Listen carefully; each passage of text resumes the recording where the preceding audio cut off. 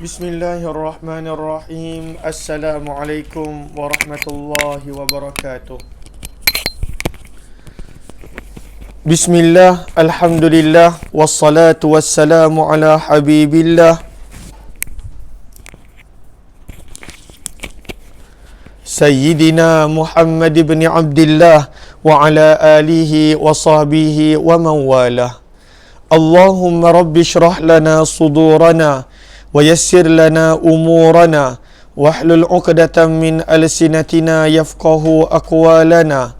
Allahumma faqqihna fid din wa 'allimna at-ta'wil. Allahumma alhimna marashida umurina wa a'idna min syururi anfusina birahmatika ya rabbal alamin walhamdulillahi rabbil alamin. Apa khabar sahabat-sahabat semua? Selamat petang, salam 1 Zulhijjah. Kita bertemu dalam program yang kita panggil sebagai Lambaian Haji.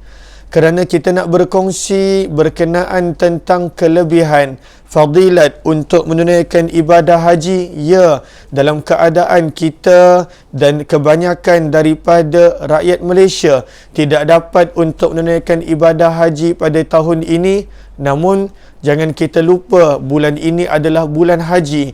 Dan supaya kita ada niat, ada azam, ada semangat untuk akan datang kita menjadi tetamu ilahi pada musim-musim haji insya-Allah. Lalu kita ambil peluang ini untuk kita ini bukan kursus haji, tidak. Bukanlah kita nak cerita tentang hukum ahkam berkaitan haji, tidak.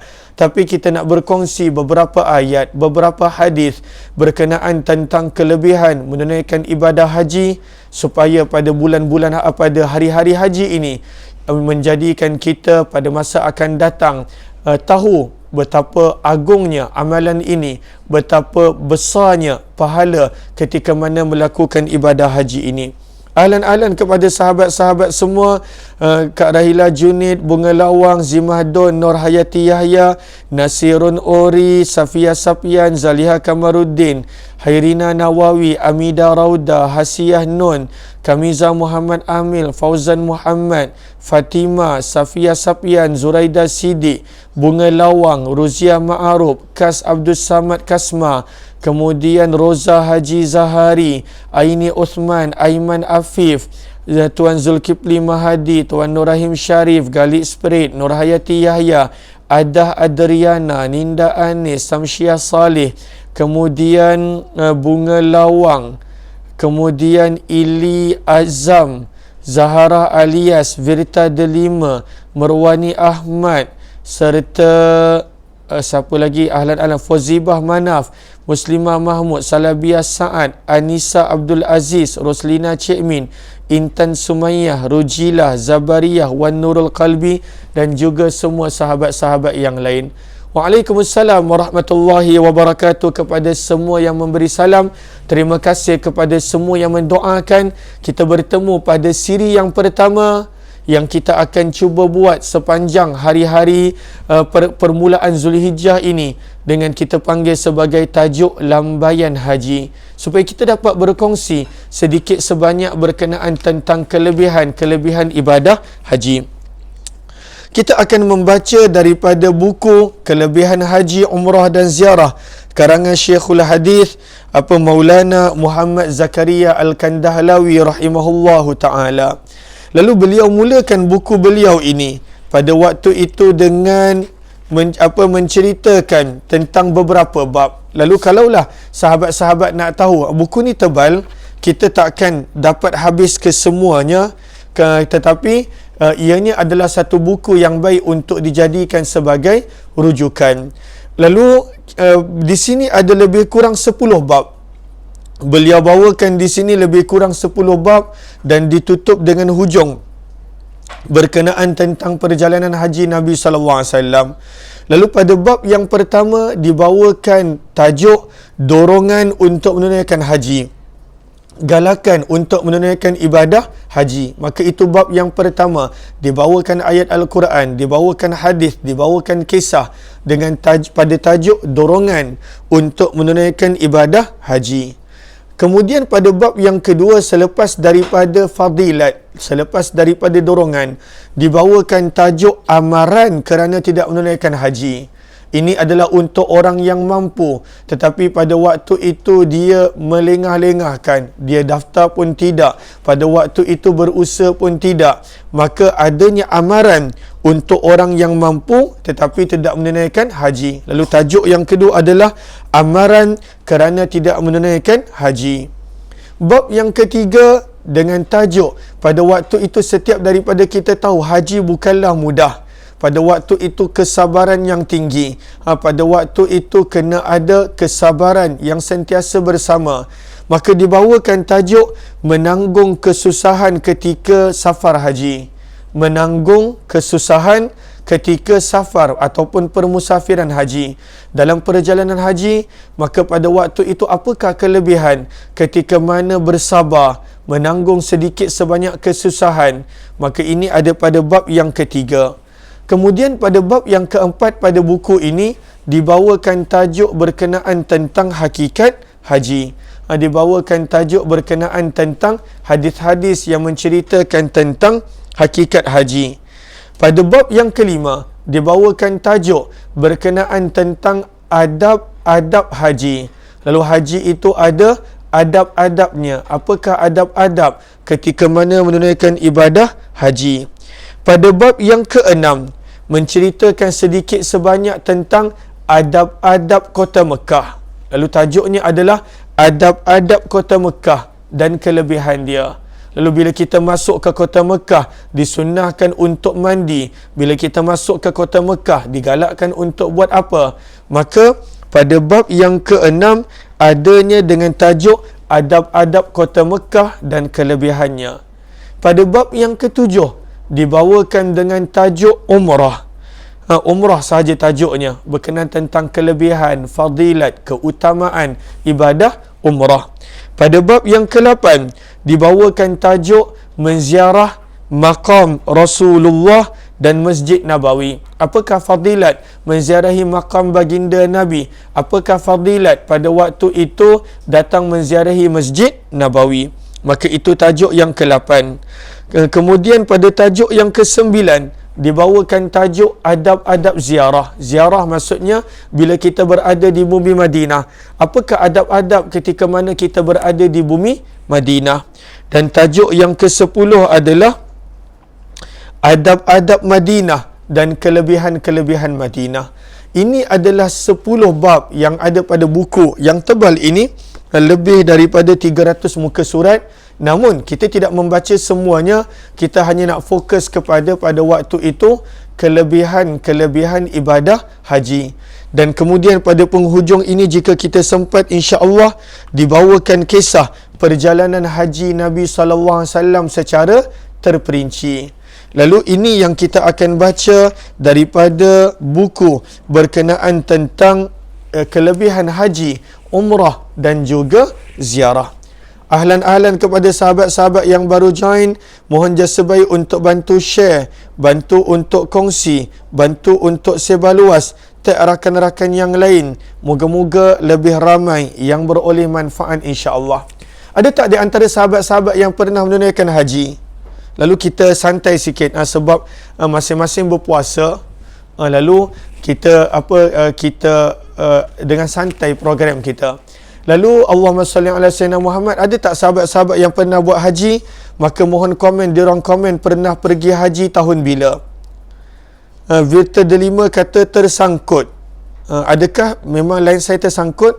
Sebab saya ada lagi satu skrin di depan saya, menggunakan Facebook yang lain, nampak seperti line saya elok. Namun maklum balas.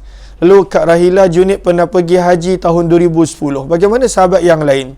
Ada tak yang pernah pergi haji? Lalu Kak Rahila tahun 2010, Kak Salabiah tahun 2019, Kak Norazia Muhtar tahun 1992 awal. Kemudian siapa lagi? Pada tahun bila yang pernah pergi haji? Lalu sofa yang paling lama adalah Kak Norazia Muhtar tahun 1992. Kemudian Fauzia 2001 dan juga 2001 dan 22 insya-Allah. Okey. 2013 Roslina, Rozia Ma'aruf 2001 dan 2010 alhamdulillah. Fauziah 2007, Fatimah 1993 alhamdulillah. Muslimah Mahmud 2016, Kak Safia Sapian 2002, Tuan Nur Rahim Sharif 1992, Kak Merwani 2016, Kak Safiah lagi awal 1991. Kemudian Kak Syamsiah dah pergi 2011, Zabariyah 2009.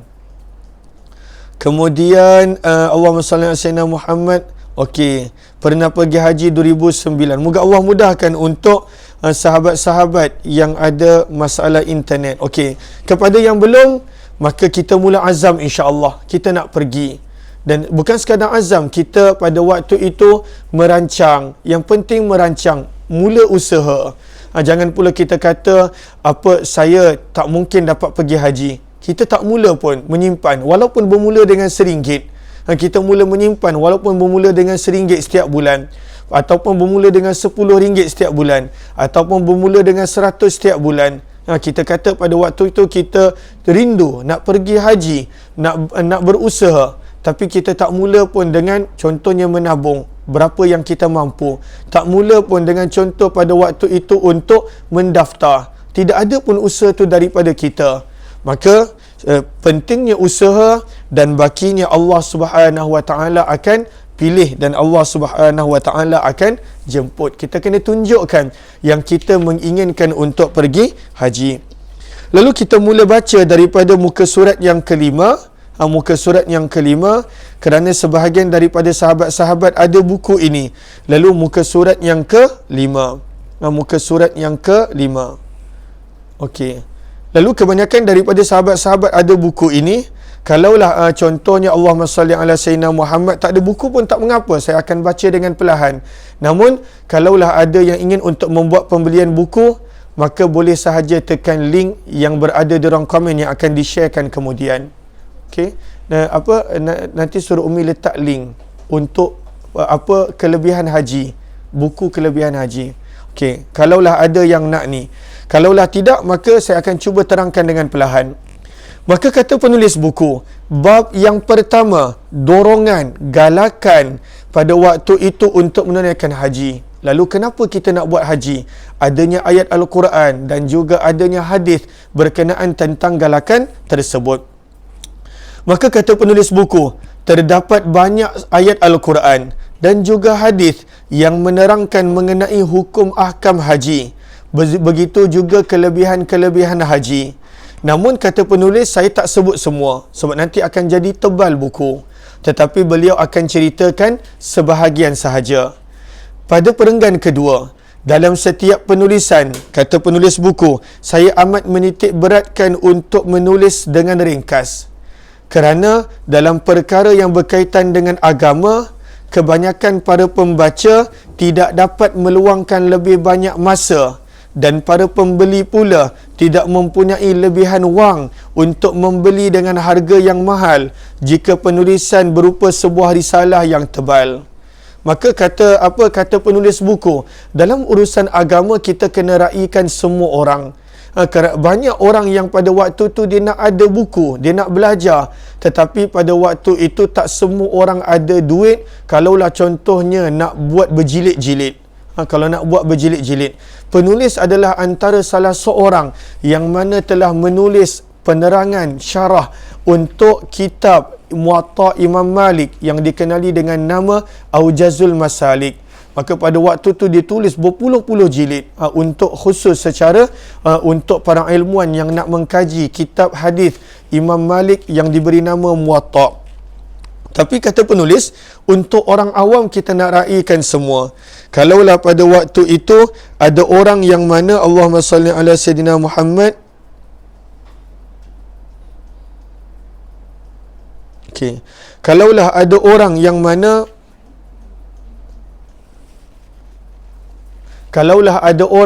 mana pada waktu itu dia nak membeli buku, kalaulah dia buat buku yang tebal, maka tak semua orang mampu.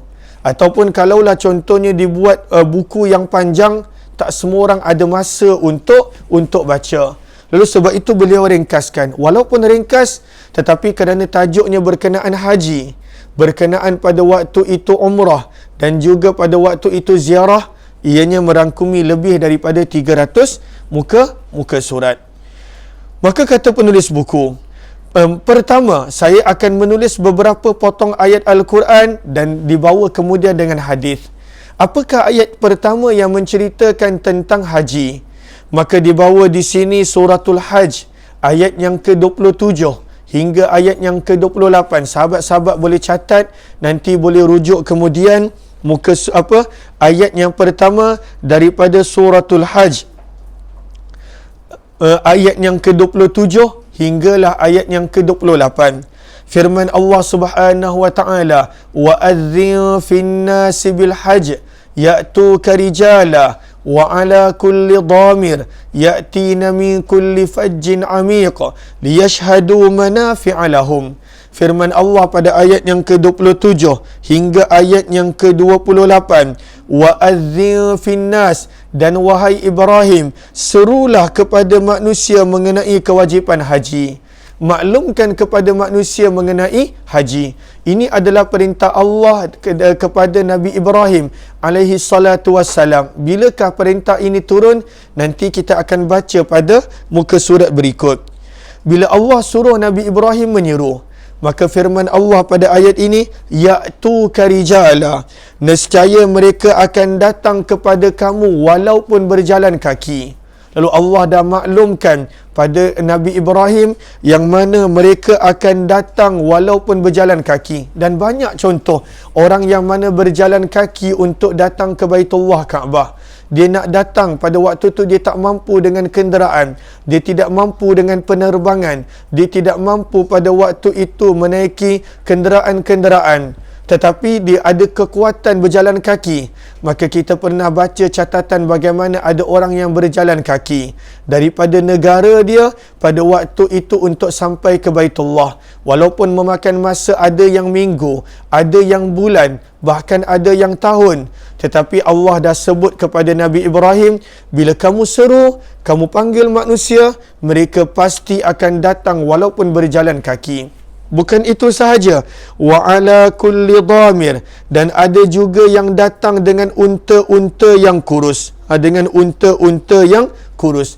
Maksudnya pada waktu itu dia tak ada kenderaan mewah. Dia tak ada pada waktu itu kenderaan yang selesa. Dia hanya ada sekadar unta yang kurus. Tetapi pada waktu itu dia tetap juga nak datang. Maka ini adalah janji Allah kepada Nabi Ibrahim. Bahkan janji Allah kepada Nabi Ibrahim, ya'tina min kulli fajjin amik, bila kamu seru manusia wahai Ibrahim, nescaya mereka akan datang daripada segenap penjuru yang jauh. Daripada segenap penjuru dunia, pada waktu itu mereka akan datang. Kenapakah manusia datang untuk ibadah haji? Firman Allah pada ayat 28, liyashhadu manafi'a lahum, supaya mereka yang datang dapat menyaksikan ataupun mendapatkan perkara-perkara yang bermanfaat kepada mereka. Lalu Allah sebut orang yang buat haji, dia akan mendapat perkara-perkara yang bermanfaat. Apakah dia? Hanya orang yang buat haji tahu keseronokan itu, ketenangan itu, perasaan itu, kegembiraan itu, dalam masa yang sama terharunya itu, dan juga dalam masa yang sama berapa banyak orang yang bila buat haji bersungguh-sungguh, berubah akhlak dia, berubah kehidupan dia, bila seseorang itu betul-betul jaga niat dia dan betul-betul pada waktu itu menjaga diri dia. Maka ini adalah ayat yang pertama. Kemudian pada perenggan yang terakhir, muka surat yang kelima, penulis buku membawakan tajuk secara ringkas tentang pembinaan Baitullah Kaabah. Namun saya tidak baca bahagian tersebut. Kita terus buka muka surat yang ke-6 pada perenggan yang kedua. Muka surat yang ke-6 kepada sahabat-sahabat yang ada buku, muka surat yang ke-6, perenggan yang kedua. Maka dibawakan tentang sebab kenapa turunnya ayat yang ke-27 dan 28. Ayat ini sebenarnya nak menceritakan kepada Nabi bagaimana Allah telah memerintahkan Nabi Ibrahim pada waktu itu untuk menyeru manusia. Bila? Jom kita baca catatan pada muka surat yang ke-6, perenggan yang ke-2. Maka di sini firman Allah, penulis buku menyebut, dalam sebuah riwayat ada disebutkan bahawa apabila Nabi Ibrahim alaihi salatu wassalam telah selesai membina Baitullah Kaabah, maka Nabi Ibrahim telah memberitahu Allah bahawa pembinaan Kaabah telah selesai. Wahai Allah, pada waktu itu Kaabah telah selesai seperti mana yang kita baca dalam juz yang kedua, wa idh yarfa'u Ibrahimul qawa'ida minal baiti wa Ismail, dan Nabi Ibrahim meminta, Rabbana taqabbal minna innaka antas samiul alim. Maka bila Kaabah telah selesai, maka Allah Subhanahu wa taala telah memerintahkan Nabi Ibrahim untuk memanggil manusia, untuk menyeru manusia untuk datang mengerjakan haji, sebagaimana pada ayat 27 yang kita dah baca tadi dalam surah Al-Hajj. Maka Nabi Ibrahim bertanya semula, "Ya Allah, bagaimana suaraku akan sampai? Macam mana suaraku nak sampai? Kerana tak ada suara aku tak dengar jauh. Manusia pun tak ramai di sini. Tak ada aplikasi, tak ada benda yang boleh menyampaikan suaraku." Sebab Allah suruh pada waktu itu dia menyebut, memanggil pada waktu itu manusia. Maka Nabi Ibrahim mengadu, "Ya Allah, bagaimana suaraku nak sampai?" Maka Allah berfirman, "Untuk menyampaikan suara adalah tanggungjawab aku." Firman Allah, "Wahai Ibrahim, kamu buat kerja kamu. Kerja kamu adalah ikut perintah Allah untuk menyeru. Adapun yang sampaikan kepada manusia, itu adalah kerja Allah. Itu adalah..." Tengok dia. Itu adalah tanggungjawab daripada Allah Subhanahu wa taala. Okey. Maka ini yang kita nampak daripada pengajaran daripada ini yang kita boleh nampak adalah bagaimana bila Nabi Ibrahim diperintahkan untuk menyeru dan Nabi Ibrahim mengadu yang suaranya tak akan sampai kepada seluruh dunia, maka Allah kata itu adalah tugas Allah. Pengajaran yang kita boleh ambil adalah, apa pengajaran yang kita boleh ambil? Yang mana kadang-kala kalaulah ikut secara zahirnya, kalaulah ikut kepada kewangannya, kita tak mampu nak pergi. Kita tak mampu nak pergi. Mungkin pendapatan kita tak seberapa. Mungkin pada waktu itu tidak ada banyak. Tetapi apa tugas kita? Tugas kita adalah pada waktu itu untuk buat apa yang kita diperintahkan untuk buat. Kita menyimpan walaupun 10 sen, walaupun RM1, walaupun RM10. Tugas kita adalah menyimpan. Bagaimana pada waktu itu kita nak dijemput oleh Allah Subhanahu wa taala, itu adalah tugas Allah Subhanahu wa taala. Maka ini yang kita nampak bagaimana pada waktu itu Nabi Ibrahim menyebut, Allahumma salli ala Sayyidina Muhammad. Bagaimana Nabi Ibrahim menyebut, "Ya Allah, suara aku tak sampai." Maka pada waktu itu Allah berfirman, "Itu adalah tugas aku." Maka bila pada waktu itu Allah dah tegur, ini kerja Allah. Ini adalah kerja Allah. Berapa banyak orang yang kita belajar, berapa banyak orang yang mampu, tetapi masih lagi belum terbuka pintu hatinya untuk pergi. Ataupun pada waktu itu untuk melakukan langkah yang pertama, daftar dan sebagainya. Lalu sebenarnya tugas kita adalah simpan ataupun buat sesuatu. Adapun yang jemput, yang bawa kita adalah Allah Subhanahu wa ta'ala. Maka Nabi Ibrahim bila ditegur oleh Allah begitu, maka Nabi Ibrahim pada waktu itu telah menyeru dengan seruan yang telah didengari oleh semua makhluk yang berada di antara langit dan bumi.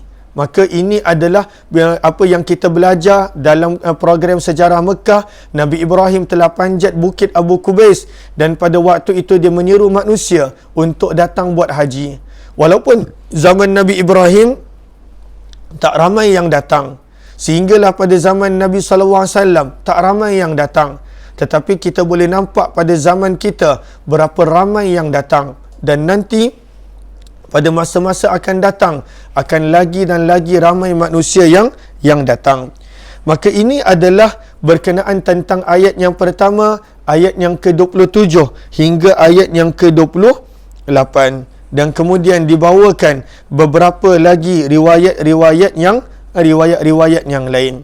Kita nak baca ayat yang kedua pada muka surat yang ke-7. Pada muka surat yang ke-7. Maka apakah ayat yang kedua pada muka surat yang ke-7? Jom kita perhatikan. Kenapa Aisyah tu? Aisyah kenapa? Okey, ayat yang kedua. Jom kita perhatikan ayat yang kedua. Maka pada ayat yang kedua, penulis buku membawakan pada muka surat yang ke-7 ayat daripada suratul Baqarah, ayat yang ke-197. Ayat yang ke-197 daripada surah Al-Baqarah.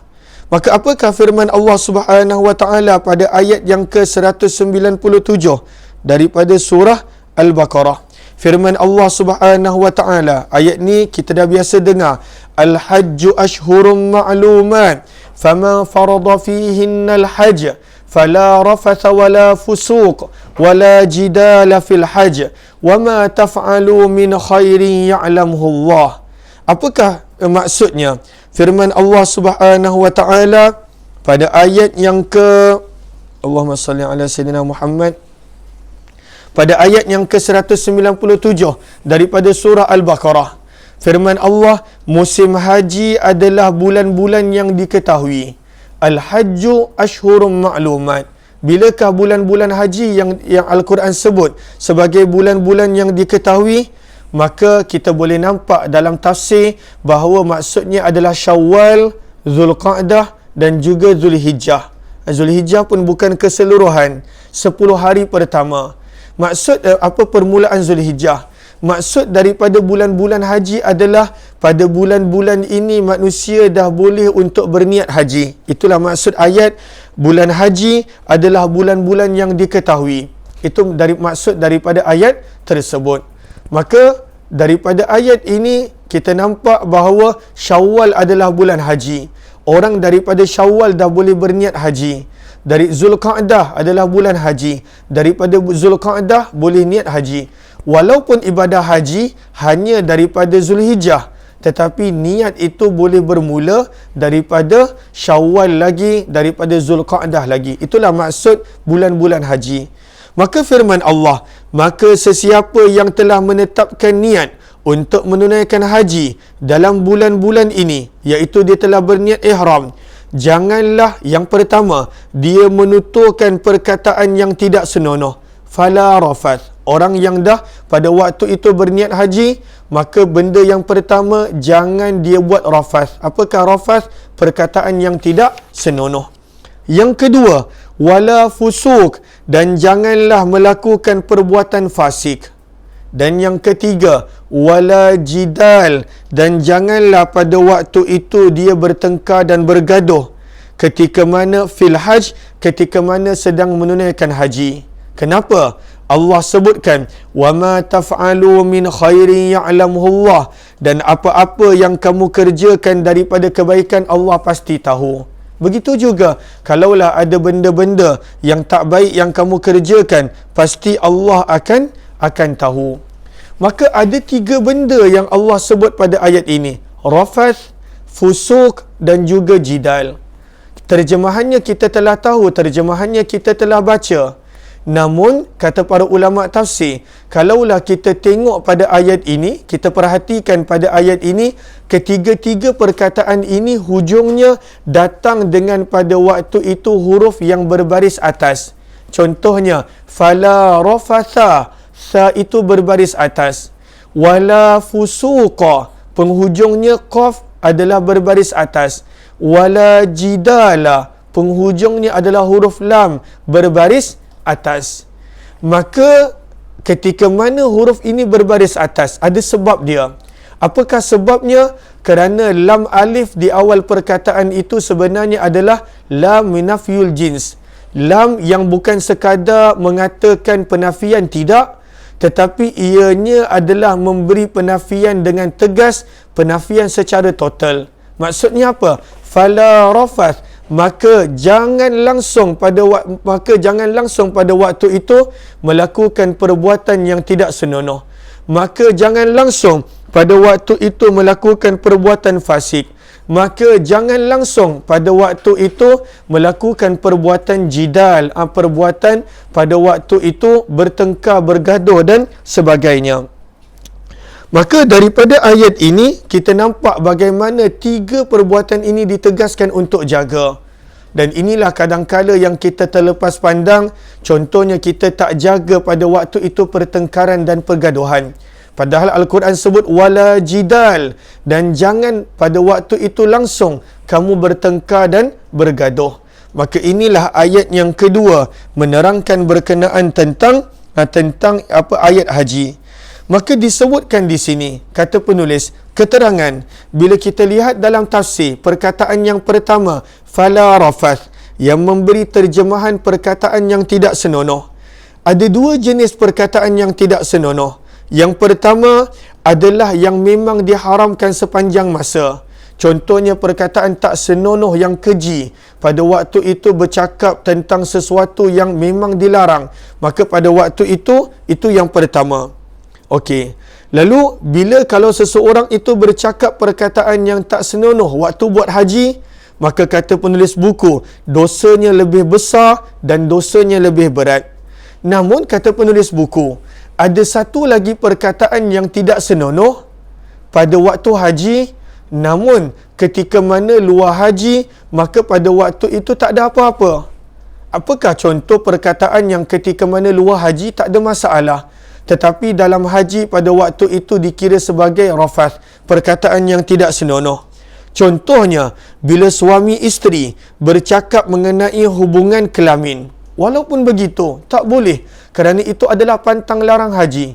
Contohnya, pada waktu itu suami bercakap dengan isteri, ataupun isteri bercakap dengan suami. Luar haji halal, tak ada masalah suami isteri nak bercakap perkara seperti itu. Maksudnya meminta ataupun bercakap tentang hubungan suami isteri. Tetapi ketika mana haji, bukan sekadar melakukan hubungan suami isteri itu dilarang. Percakapan-percakapan untuk perkara itu pun adalah dilarang. Itu adalah maksud rafath. Ada dua perkataan yang tak senonoh, dua dilarang ketika mana ibadah haji.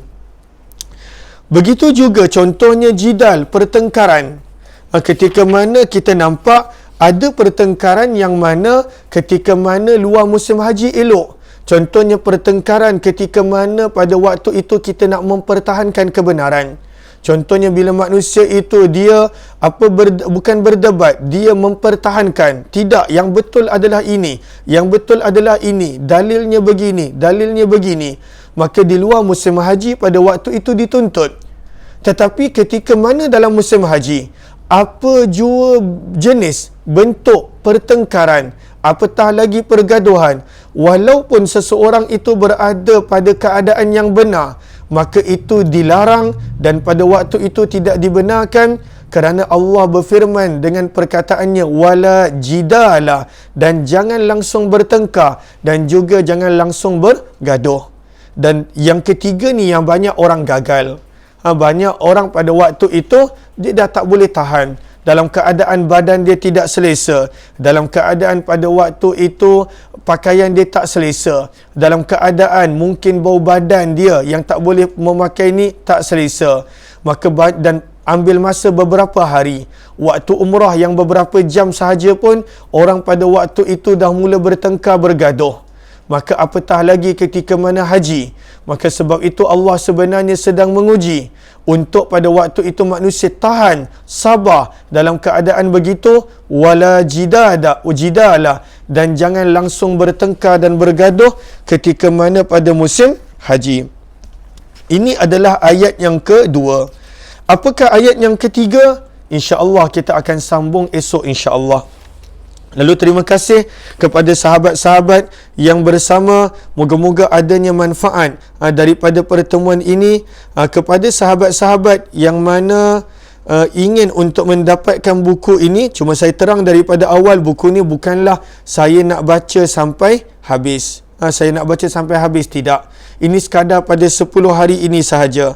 Sebab itu saya pun Allahumma salli ala Sayyidina Muhammad, tidaklah pada waktu itu galakkan untuk beli. Cumanya kalaulah ada orang beli untuk dia baca sendiri kemudian, maka boleh sahaja tekan link yang saya baru sharekan. Nanti saya akan maklumkan berapa harganya dan sebagainya. Sebab sebelum ni saya dah war-warkan, lalu saya dah postkan. Cumanya kalaulah sekarang, maka mungkin ambil masa untuk sampai. Lalu kalaulah tak ada buku pun tak ada masalah, sekadar dengar, sekadar catat.